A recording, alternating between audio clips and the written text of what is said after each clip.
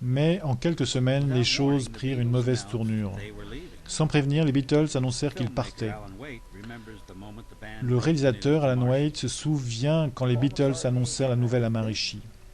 Paul McCartney et je pense George Harrison entrèrent et dirent « Nous aimerions parler à Maharishi une minute. » Maharishi s'est levé et a emmené les deux Beatles dans une autre pièce. Je ne sais pas ce qu'ils ont dit. Ils y sont restés environ 20 minutes à parler et ils sont ressortis de cet entretien et ont serré des mains en disant « Nous partons. Nos limousines sont là et nous quittons l'ashram. » Et je leur ai dit au revoir. John Lennon allait raconter plus tard que Maharishi avait fait des avances à une des invitées, des rumeurs qui semblent avoir eu l'origine dans le clan même des Beatles.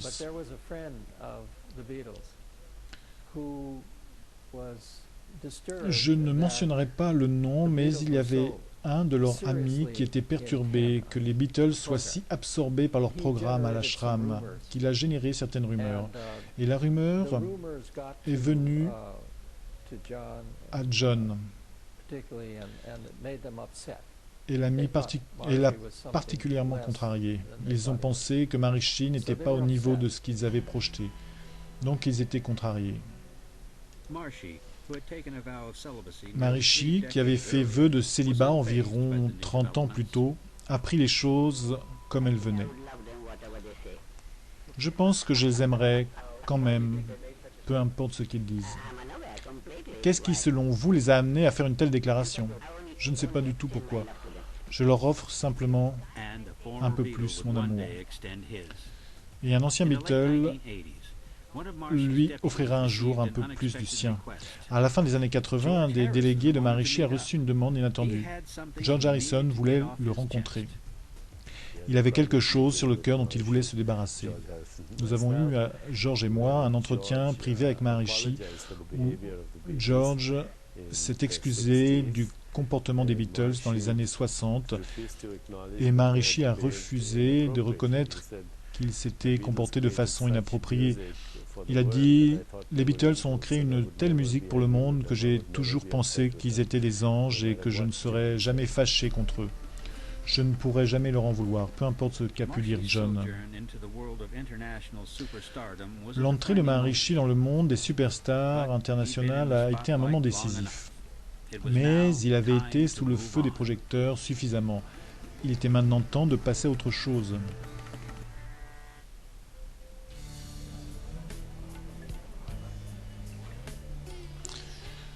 Ce moment inconfortable avec les célébrités a été un tournant pour Maharishi Mahesh Yogi. L'ancien gourou des Beatles a pu expérimenter avec cette affaire à quel point les fans peuvent être erratiques. Il s'écarta alors du centre de la scène. Il avait peur aussi que cela débouche sur un culte de la personnalité, et c'était quelque chose que Maharishi voulait éviter. Les Beatles avaient appris l'AMT et tous les gens sous leur influence avaient également appris l'AMT, mais ce n'était pas un secteur de la société qui prenait ça de façon sérieuse. Si l'AMT devait vraiment se répandre pour devenir un phénomène mondial, Maharishi a senti que cela devrait passer par les leaders de la société. Et cela sembla possible quand Maharishi fut invité à la télévision au Merv Griffin Show en septembre 1975. Griffin était un animateur de talk show sérieux et respecté. Griffin a aussi appris la méditation transcendantale. Avec lui étaient présents d'autres convertis, tous membres de l'élite américaine. Cela était exactement le genre d'appui que Maharishi recherchait. À ma première méditation, j'ai commencé à faire des bons et je me suis dit, tiens, voilà une nouvelle occasion de faire des bons.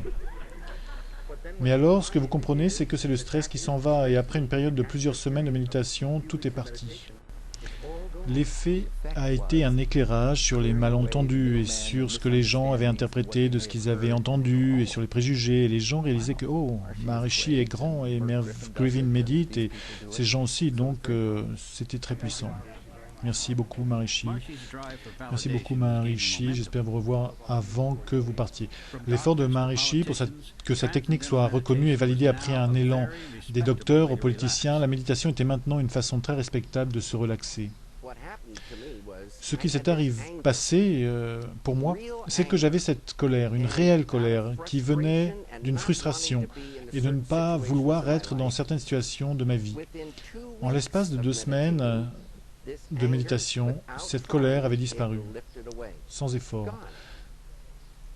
C'est tellement libérateur, la négativité s'envole et la joie de vivre commence alors à tout imprégner.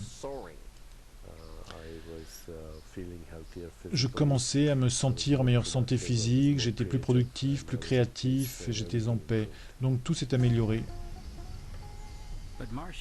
Mais Maharishi avait besoin plus que juste des témoignages. Pendant près de 2 décennies, il encouragea la validation au niveau scientifique pour cette simple technique. Son projet de validation passait maintenant à la vitesse supérieure. C'est Maharishi lui-même qui encourageait et soutenait toutes les recherches scientifiques sur la méditation transcendantale. Il ne voulait pas la laisser juste au niveau d'une connaissance métaphysique et mystique. Il voulait que la méditation transcendantale soit comprise scientifiquement, qu'elle soit examinée scientifiquement.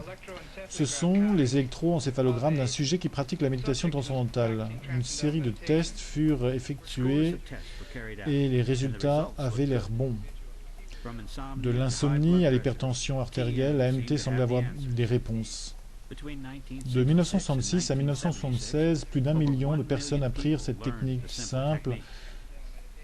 Et alors que la AMT connaissait de plus en plus de succès, Maharishi fut occupé à quelque chose de nouveau.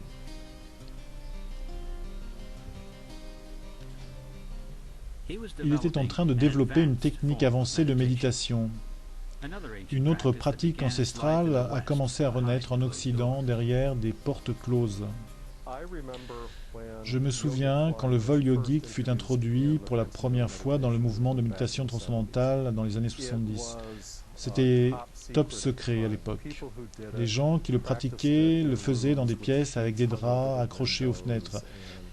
Et il y avait des gardes postés devant les portes.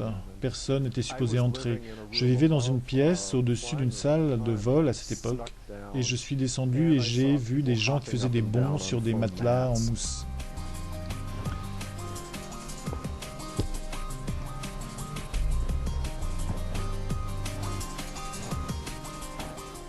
C'est la méditation avec l'activité. C'est la profondeur de l'expérience avec le silence intérieur.